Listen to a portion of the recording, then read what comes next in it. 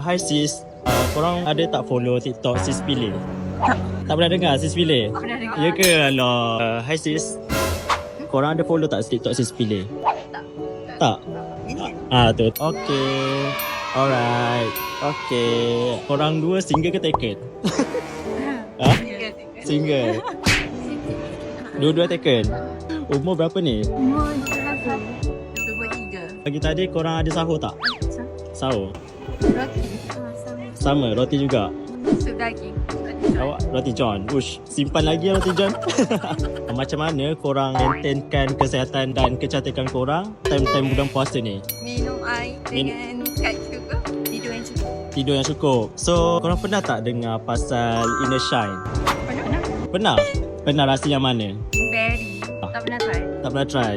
Inner Shine ni, dia ada formulasi semula jadi untuk membantu kesihatan dan kecantikan luaran. Dia ada juga secret untuk bantu korang cantik dan bersinar sepanjang hari walaupun dengan jadual yang korang tengah sibuk ke, korang tak ada masa ke nak jaga diri korang tu kan. So, korang boleh je ambil Inner Shine ni. So, dekat tengah saya ni ada party berry tau.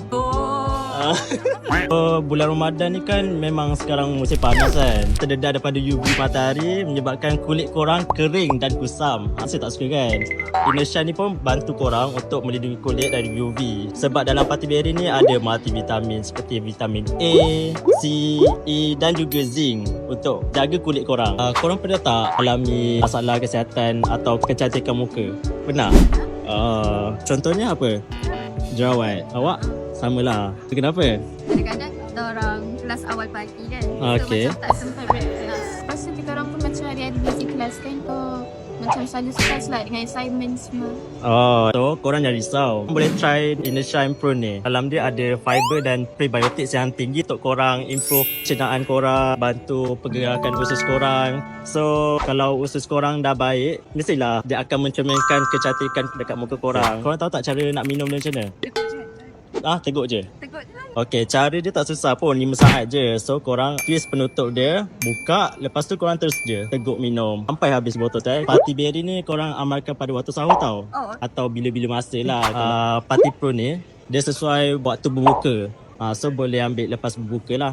So saya nak bagilah Inner Shine ni dekat korang. Nak tak? Thank you. Okay. Mana nak bagi ni? Tu serius. Serius lah. Thank you Sis Pilih. Korang jangan lupa amalkan Inner Shine bulan Ramadan. Kesihatan terjaga, Ramadan bermakna.